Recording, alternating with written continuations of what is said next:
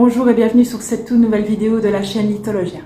Voilà, je suis très heureuse de vous retrouver cette semaine, surtout que voilà, j'en suis très ravie. Voilà, vous êtes de plus en plus nombreux à suivre du coup voilà, ma chaîne et les petites vidéos de présentation de pierres. Donc voilà, je vous remercie en tout cas pour votre présence. Donc voilà, comme vous l'avez vu du coup dans le titre de la vidéo, aujourd'hui je vais vous présenter la pierre sodalite. Donc du coup, je vais vous montrer celle que j'ai en ma possession.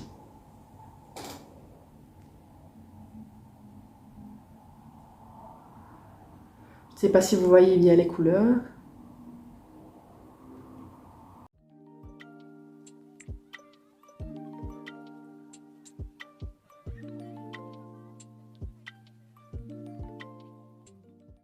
Tout d'abord, d'où vient le mot sodalite?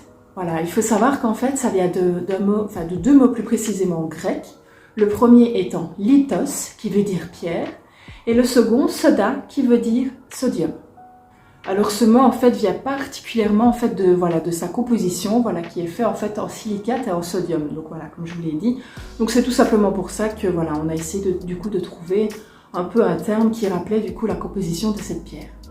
Alors au niveau de sa provenance, voilà, comme vous le savez, on la trouve sur plusieurs endroits de la planète, mais on la trouve principalement au Canada, au Mexique, en Suède. Alors au niveau de ses couleurs, je pense que vous l'avez vu, voilà, quand même, voilà, ici vous le voyez très très bien. Donc voilà, elle est souvent en bleu. On peut aussi dire bleu roi, donc ça c'est un bleu un peu plus foncé. Voilà, bleu foncé, voilà, c'est souvent de ces tons-là. Et comme vous le voyez, voilà, ici il y a du bleu, là on voit un petit peu du gris. Donc voilà, souvent en tout cas la sodalite, elle sera souvent avec des sous-tons du coup bleutés. En résumé, à quoi sert du coup la pierre sodalite? Donc il faut savoir que c'est une pierre déjà qui est très réputée dans la lithothérapie, puisqu'en fait la sodalite est une pierre de protection. Elle va symboliser l'intelligence et la compréhension.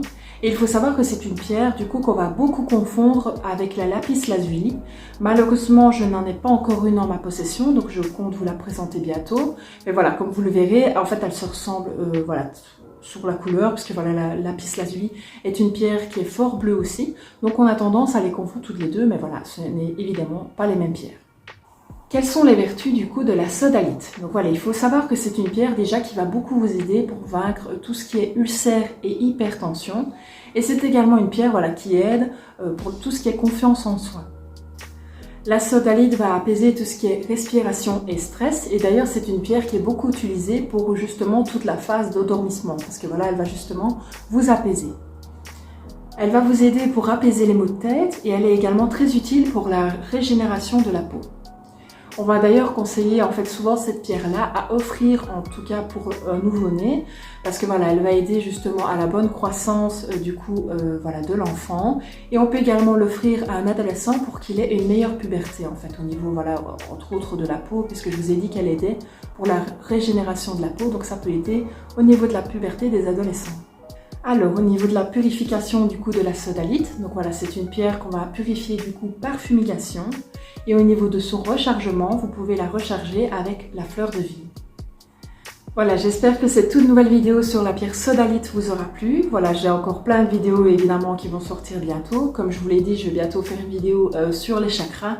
Maintenant, je ne sais pas encore exactement quand je vais vous la partager, puisque voilà, il faut vraiment que je fasse des recherches là-dessus. Et par la suite, voilà, je pense que vous l'avez constaté, voilà, quand j'amène un nouveau sujet sur la table, généralement, je les introduis dans mes vidéos. Donc voilà, dans les prochaines vidéos, après cette vidéo sur les 7 chakras, voilà, j'introduirai voilà, les chakras dans mes vidéos. Donc je dirai, ah, bah, cette pierre est plus liée à tel chakra ou tel autre chakra. Donc voilà, j'espère en tout cas que voilà, la vidéo telle qu'elle vous a plu. On se retrouve de toute façon mardi prochain. Je vous souhaite une bonne semaine et surtout, restez précieux.